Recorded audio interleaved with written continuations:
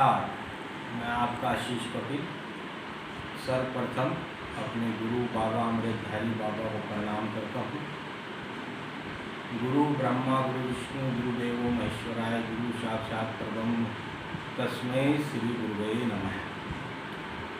आज का विषय बहुत ही गहन और हमारे लगभग हर परिवार से जुड़ा हुआ है, जो विषय है हमारे बच्चों की पढ़ाई का। आज इस दौर में लगभग 90% बच्चे घर पर ही हैं, अपनी शिक्षा ग्रहण कर रहे हैं और आगे बढ़ने की पूरी कोशिश कर रहे हैं। लेकिन ज़्यादातर माँ बाप इस बात से बहुत परेशान हैं कि बच्चे पढ़ नहीं रहे हैं, गेम खेल रहे हैं, इधर उधर अपना दिमाग लगा रहे हैं और पढ़ाई की तरफ उनका ध्यान लगभग जीरो ही हो गया है। ये बात को देखते हुए जो मेरे गुरु ने मुझे बताया है वो मैं आपके साथ शेयर कर रहा हूँ। सर्वप्रथम तो बच्चों को आप ये सिखाइए ज्योतिष के हिसाब से कि जब वो सुबह को उठें तो अपने माता पिता के चरण स्पर्श जरूर करें, क्योंकि माँ का ग्रह चंद्रमा से चलता है और पिता का सूर्य से चलता है। दूसरी बात यह है कि लगभग सभी लोग अपने बच्चों की पैदाइश होने के बाद ही जन्म पत्रियाँ बनवा लेते हैं, लेकिन वह जन्म पत्री एक लंबे समय तक अलमारियों में ही रखी रहती है। उस पर कोई विचार, कोई बात, कुछ नहीं किया जाता, बस बनवा ली और उठाकर रख दी। जबकि जिस तरह से मैं बच्चों के माता पिता को बताना चाहूँगा, आपके ग्रह चल रहे हैं, ऐसे ही उन बच्चों के ग्रह भी चल रहे हैं, उनमें भी अंतर प्रत्यंतर दशा आ रही है और वो उनके जीवन पर प्रभाव डाल रही है।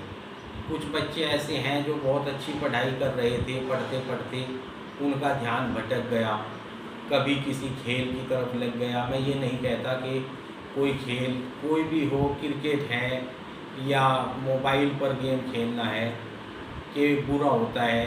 मनोरंजन का कोई ना कोई साधन हर व्यक्ति को चाहिए, लेकिन अब इसकी अधिकता बहुत बढ़ गई है। माँ बाप के सिर में दर्द होने लगता है, बच्चा सारा दिन इधर उधर की ही बातों पर लगा रहता है। चलिए, ये तो मैंने आज के बच्चों की प्रकृति के बारे में बताया है। एक तो आप उनकी जन्म पत्री के हिसाब से उनके उपाय करिए।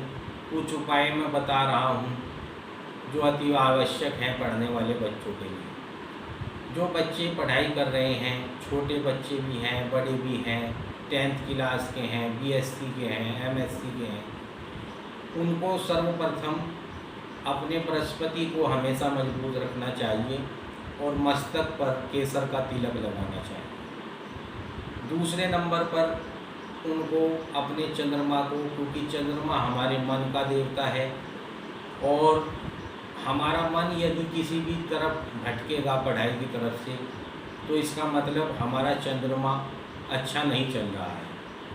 तो मंदिर में आप या किसी भी जो मांगने वाला है उसको दूध का दान कर सकते हैं सोमवार के दिन। ये आपके लिए बहुत लाभप्रद रहेगा। दूसरी बात, चंद्रमा हमारी आँखों से भी चलता है। मैंने आपको अपनी पिछली वीडियो में बताया था कि आप दीपक की लौ जलाकर उस पर अपना ध्यान केंद्रित कर सकते हैं। मात्र 2 मिनट ध्यान केंद्रित करने से ही आपको बहुत लाभ होगा, क्योंकि ये जो हमारे मस्तक है ये हमारा आज्ञा चक्र है। आप महसूस करेंगे कि जो भी हमारे दिमाग में विचार आता है वो हमारे मस्तक के आज्ञा चक्र पर आने के बाद ही कार्यान्वित होता है और इसी से हम अपने सारे क्रियाकलापों को करते हैं। 18 वर्ष से अधिक के आयु के बच्चे जो अब बड़े हो चुके हैं उन्हें भी अपनी पढ़ाई पर ध्यान देना चाहिए और जन्म पत्री में अपने बृहस्पति का और अपने सूर्य का, चंद्रमा का किसी अच्छे ज्योतिष से आकलन कराना चाहिए और वो अपने उपाय स्वयं कर सकते हैं।